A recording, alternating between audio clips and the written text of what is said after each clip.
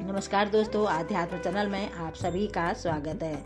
दोस्तों, श्री रामचरितमानस बाल्यकांड का श्लोक है, उसी में श्री रामचंद्र जी और सीता माता के बारे में बताया गया है। जब श्री रामचंद्र जी सीता माता को ब्याहन के लिए वहाँ जाते हैं, धनुष तोड़ने के लिए, तो वहाँ पर बुलाया जाता है। बड़े बड़े महाराजा, राजा महाराजा जाए रहते हैं, तो वहीं पर श्री रामचंद्र जी भी जाते हैं। वहाँ पर का ही ये प्रसंग है, आप ध्यान से सुनिए। प्रभ ही चितई पुनि चित्वय मही राजत लोचन लोल, खेलत मन सिज मीन जुग जनु विधूर मंडल डोल। तो प्रभु श्री रामचंद्र जी को देखकर फिर पृथ्वी की ओर देखती हुई सीता जी के चंचल नेत्र इस प्रकार सुशोभित हो रहे हैं, मानो चंद्र मंडल रूपी डोल में कामदेव की दो मछलियां खेल रही हो।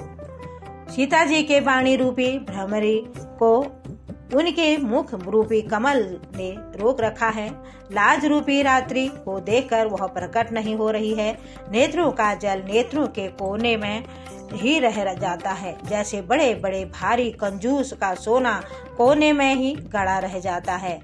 अपनी बड़ी हुई व्याकुलता जानकर सीता जी सकुचा गई और धीरज भरकर हृदय में विश्वास ले आई कि यदि तन मन और वचन से मेरा प्राण सच्चा है और श्री रघुनाथ जी के चरण कमलों में मेरा चित्त वास्तव में अनुरक्त है, तो सबके हृदय में निवास करने वाले भगवान मुझे रघु श्रेष्ठ श्री रामचंद्र जी की दासी अवश्य बनाएंगे। जिस पर सच्चा स्नेह होता है वह उसे मिलता ही है, इसमें कुछ भी संदेह नहीं होता है। प्रभु की ओर देखकर सीता जी शरीर के द्वारा प्रेम ठान लिया और कृपा निधान श्री राम जी की सब जान गए। उन्होंने सीता जी को देखकर धनुष की ओर कैसे ताका, जैसे गरुड़ जी छोटे से सांप की ओर देखते हैं। लखन लखेऊ रघुवंश समनि ताकेऊ हर को दंड, पुल की गात बोले वचन चरण चापी ब्रह्मांड। इधर जब लक्ष्मण जी ने देखा कि रघुकुल मणि श्री रामचंद्र जी ने शिव जी के धनुष को की ओर ताका है, तो वे शरीर से पुलकित हो ब्राह्मण के चरण से दबाकर निम्नलिखित वचन बोले। हे दिग्गजो, हे कच्छप, हे शेष, हे बाराह, धीरज धरकर पृथ्वी को थाम रहो, जिसमें यह हिलने न पाए। श्री रामचंद्र जी के शिव जी के धनुष को तोड़ना चाहते हैं, मेरी आज्ञा सुनकर सब सावधान हो जाओ।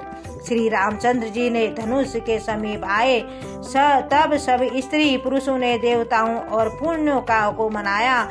सबका संदेह और अज्ञान नीच राजाओं का अभिमान, परशुराम जी ने गर्व की गुरुरता, देवता और श्रेष्ठ मुनियों की कारता, सीता जी का सोच, जनक का पश्चाताप और रानियों के दारुण दुख का दावानल, ये सब शिव जी के धनुष रूपी बड़े जहाज को पाकर समाज बनाकर उस पर जा चढ़े।